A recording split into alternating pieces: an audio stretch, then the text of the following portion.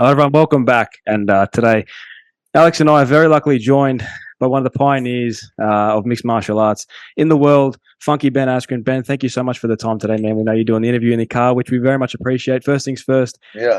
how have you been and how are things with you? Good. We're on Thanksgiving break here in America, and so we were doing some rock climbing actually Nice. with my kids, and so I just came outside to do this interview. Everything's good. I leave for Australia in 2 days now. Nice. Excited. It should be a lot of fun. Definitely, man. Well, look, Ben, first things first, I want to get your thoughts on obviously being a former Bellator champion. My earliest memories of you were watching you compete in Bellator. I think the first fight I ever saw you fight against your first ever fight in Bellator, I think, was against Douglas Lima that I watched back at Bellator 64. Yeah. And with the sale of Bellator to PFL, obviously, I know you've been asked about this, at length, but I want to know, with it now finally, done, complete, and now the PFL championships have gone down last night, and we obviously saw the face-offs between the two, the two organizations. I guess, what do you see as the future of this PFL Bellator hybrid? And I know, Don Davis has come out and said that, he believes they could be a co-leader. I think it's many years before that happens, but I guess, what are your thoughts? Yeah.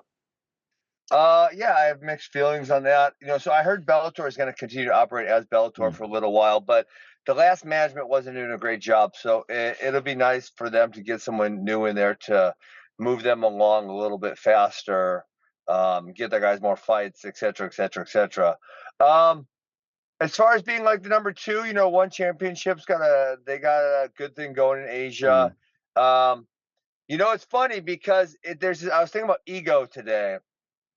And there's all these PFL fighters that won $1 million last night, Mm. and there's a lot of guys in the UFC who are at a higher skill level than they are. Yeah. Could they beat them on that night? I'm not sure, but they're definitely at a higher skill level. And so it's like, are you really giving up? Let's say a lower level UFC fighters maybe making $100,000 a year if they do 3 fights, right? Somewhere around there's probably fair. Are you really giving up $900,000 plus just to have the 3 letters attached to your name? Yeah. Or are there going to be more? Are there going to be more people that say, "Damn, I know I could beat that dude. He just won Yeah. $1 million. Yeah. I want $1 million. I'm going to go fight in the PFL." I've got to think there's going to be some of them. Now, for the higher, very high level UFC guys, they're probably better off where they are, and they should stay where they are. But for some of the mid tier, honestly, Derek Brunson, great Hmm. example. He kind of got beat up by the very best guys in his division, but he was, 5 through 12 ranked type of guy. And I think Mm. there's probably a high likelihood he has the ability to win a middleweight title and $1 million. Yeah. It's kind of a good deal for him. Yeah. For sure. And you sort of competed in every major organization that was around, during your time, Yeah. in mixed martial arts. I wanted to know what sort of one distinct thing that made each promotion unique. Yeah. Interesting question. So obviously with Bellator and one championship, actually, I got to witness them from their infancy. So, Bellator, I think my first fight was Bellator 12 or 13. Yeah. I'm around Bellator 300. And it was Bellator 12 or 13. I think I exited the promotion, I want to say somewhere in the low 100s. And then one championship, same thing. I think it was one championship 14 or 15. It was really early. I can't tell the exact number, but it was early, and now they're on somewhere in the hundreds, I'm sure. So it was cool because I got to watch those promotions grow from their infancy. And then, the UFC, unfortunately, it was great. I had a great time, but my stint was short because at that point I was retired already. Yeah. I had done my thing and I was happily retired, and I got traded. And I said, the caveat I left was the only way I'm coming back is if I get to fight guys who are ranked higher than me. Yeah. So I had a great experience in UFC. Obviously, I wish the contest would have went differently, and I kind of wish I would have had the opportunity when I was younger and more able, I guess, because by the time I exited, I had the hip surgery, till shortly after I retired from UFC. So, as far as like what makes it different, I feel like fighting is fighting. It's a cage, it's two people. The rules are very, very similar promotion to promotion. I mean, for example, I love grounded knees to the knees to the head of a grounded opponent in one championship. I wish they would put that in everywhere. Yeah. So there's certain things like that are maybe a little bit different, but I feel like it's a lot the same. Yeah, definitely. Ben, just switching gears a little bit, I saw you were recently honored at Mizzou Wrestling, which was very nice to see. It was, really, really awesome to see you get that honor at Mizzou. I guess, what did that whole experience, the other night mean to you? After 20 years, you worked so hard, and to get honored like that, what did that mean to you? Yeah, it was awesome. I didn't know it was going to be happening, and they have an alumni night every year for the guys who wrestled there who just come back and see it. And they made this kind of like first of its kind thing for me to present to me. It was awesome. It meant so much because Mizzou Wrestling, when I went there, they were kind of a nobody. They hadn't really had any high finishes, and now they're very regularly one of the best programs in the country. And then kind of to top it off, we have Askren Wrestling Academy has 6 guys on the roster. We have a national champion that goes there. We have an All-American that goes there. We have another guy that's ranked in the top 10 that goes there. So we're making really good, solid contributions. And all of the guys who go there they're really loving it. So it feels good. Yeah. That kind of leads into my next question, Ben. With Askren Wrestling Academy, I was wondering, do you try to teach them your specific style of wrestling, which is very unique? Or do you sort of more teach them the fundamentals and sort of encourage your students to develop their own approach and their own style? Yeah. Well, so, one of the things I always say about wrestling is wrestling's great because there's so many competitions. We get to see exactly what works and what doesn't work. And it's all going to come out in the end. So, sometimes this is what the UFC was great for, right? Because before the UFC, you guys are probably younger than me. But people would say, oh, I have this style of fighting and I can kill people and I'm the baddest MFer around. And now if anyone says that, you're like, well, surely if you could do that, you'd be in the UFC and you'd be making a whole bunch of money. But you can't. You're a bum and you're talking shit because you can't actually fight, right? So with wrestling, we always get to see what works. And so I actually don't like when people have styles of wrestling. I view it as like you should have as many tools as you can have for the sport. And I think the same way about mixed martial arts is like you should do as many things as you can well. Now, your body type or your athletic abilities may lend themselves more to a specific area, but you should try to learn it all and maximize yourself in that manner. So for our guys, we try to teach them basics, of course, in the beginning because it's the easiest and the most effective. And then as they get older, we try to get them to have a style that fits their athletic abilities and their size and everything like that. And so we're pretty good at crafting that. If it has some tweaks of what we do, cool. If it doesn't, cool. But we try to make them really, really well-rounded athletes who can wrestle in every position. Yeah, definitely. Ben, you've always been a guy that's a very savvy guy, especially in the business sense of the organization. You're quite smart when it comes to certain matchups and that sort of stuff. So I do want to get your take on one thing that is UFC 300, and I think it's an event. Sure. That as it stands right now, there are a lot of title fights that are already scheduled for early 2024. And for me, anyway, there is no real clear title fight. Obviously, everyone I think wants to see Conor return as the main event in that UFC 300 event, but there's no real clear title fight that really stands out to be a UFC 300 worthy title fight. With obviously Israel Adesanya out of the picture now as well. What matchups do you believe? Wait. Why is Adesanya out of the picture? Well, it's saying that he's no longer the champion, and with Dricus fighting Sean Strickland in January, the time. So I don't think the time. I don't think Izzy might take a bit of time off. So for you, I thought maybe he'd go bump up to fight Pereira again because Pereira seems to want that. So I think that's one route you could go. Pereira versus Adesanya. I think people would be into that. People would be really into the return of Conor McGregor, but I'm not sold it's actually happening. We've been waiting and waiting and waiting. Yeah. It may happen. It may not. We'll see.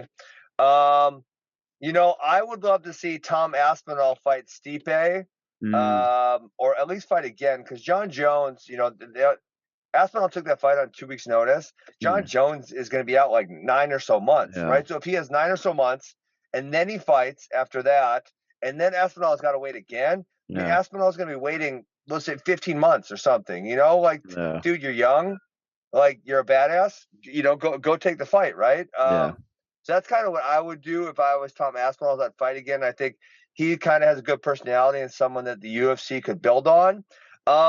I wouldn't also be surprised if they did something with the BMF, because that seems to be kind of like a crutch that they'll use when they don't have a great title fight in the weighting. So, yeah, that's some ideas. It will be interesting to see what they do, because I know they just announced Volkanovski versus Topuria for February 17, maybe? That's the one, right? That's correct. Yep, in Anaheim. Yeah. No, it's definitely very exciting. But I just thought there's some matchups there that I just don't know if they're set in stone as of yet, with a lot of titles already being out of the picture. Yeah. And, Ben, my next question, for you is that I wanted to know, who are the young wrestlers today that you view as sort of the future of the sport of wrestling? The next Jordan Burroughs, the next Ben Askren, the next Kurt Angle even, who are the young Kurt wrestlers Angle, today I love it. you view as the future of the sport? Gotta remember winning those Olympic gold medals with a broken neck. Well, America is going through a renaissance of wrestling right now. I mean, we are having all-time success, from literally past 60 years. America is better now than we've ever been. We're doing it at all age levels. So, they hold the world championships at U17s, U20, U23s, and then the senior, which is, kind of open men, anyone above the age of 18. And America's really killing it. And they've kind of had the same group of guys who've been leading the charge for a while, and no one's been able to get them off the teams because they're just so damn good. So I think, with Paris next year, it's likely that a lot of those guys retire after that. And there's a lot of really good guys. I mean, we had a young guy named Vito Arujá. He just won a world title. He's super young, so he's going to be around forever. Guy I coach, Keegan O'Toole, he just won a 23 and under world title. Wow. He'll be challenging for the Olympic trials. You have the Penn State guys. So, there's so many. The future of American wrestling is really bright. We've been taking home a whole bunch of medals at every single world championships, probably for the past almost 8 or 9 years now. It's kind of been a while, but it's like continuing to get better and better and better. So American wrestling is in a really good place, and it's fun to watch. Definitely. Ben, couple last questions from us, man. We won't keep you too long. Last one from me anyway is obviously a division you used to compete in, welterweight division, is back on show next month at UFC 296 in Leon and Colby. Obviously a pretty big fight, I think, to finish off the year. Leon has spoken about, if he gets through Colby, moving up to middleweight and challenging guys like Drickus or Sean Strickland for the middleweight title next year. I think my question for you is, do you believe he is a guy that you could see making that jump to 185 and being successful, potentially winning a title at middleweight? I think some people have seen Sean Strickland lose a few times, and they think they can beat him, and they think it's an opportunity, although his last performance was really great. You know what? Why does everyone hate Bilal Muhammad so much? It annoys me. Bilal and I trained together for a little bit at Rufus Sport. It was kind of like towards the end of my careers when he came in there. And he's won like 7 in a row. Like, Leon should not leave the division without giving him a title fight. Like a guy like GSP, he never actually left the division until after he was retired. But when he was in it, he cleaned it out like twice. Like, Leon he's fought Marty twice, and then he's going to fight Colby. But it's not like you beat, everyone. 6 or 7 of the top guys. Like, Anderson Silva, another guy who, he won 13 in a row, or Demetrius Johnson, right? John Jones. When these guys, when they were on these streaks, they would literally clear out the divisions. Like, they had beat everybody that was even remotely ranked high. So the notion that he's going to beat he's going to win the belt, defend the belt against the guy he had already fought, and then one other time, and then he's going to move up. I mean, if it was a weight issue and he literally can't make it anymore, maybe that's one thing. But otherwise, I say, like, clear out your division. Go. I actually think, like, the 2-division thing has kind of got too, I don't know, commonplace, or too many people are trying it. But it's like, Bilal Muhammad, he's won 7 in a row at welterweight, or maybe 8. I don't know, something like that. He deserves a damn title shot. Give him the title shot. And then, if there's someone else, there's a couple of the good young welterweights. I'm playing. Like Shavkat, he's like 17 or 18 and 0, or something crazy like that. So, there's other good welterweights. It's like, don't hold up the damn. It's actually annoys me because it's like, don't hold the division. The division wants to move on. And kind of one guy who's moved up a bunch would be Volkanovski, but that dude fights so much. He fights all the damn time. So the division actually kind of gets to keep going because he fights so frequently. So I don't want the division to be held up. I hope Leon fights, and I hope he decides to continue to fight at welterweight, because I think there are worthy challengers coming up in that division. For sure. And Ben, last question from me, and perhaps the most important one is, are we ever going to see you versus DC in disc golf? He sucks. That's not a challenge. I just want to get him out on the disc golf course. He plays golf. Golf is not as good as disc golf. I'm going to bring some of my discs to Australia. I'm excited to go throw. Although I am a little nervous because, we got alligators and snakes and spiders and all kinds of weird shit in Australia. So I'm a little nervous to.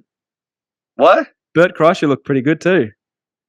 Bert Kreischer, you know what?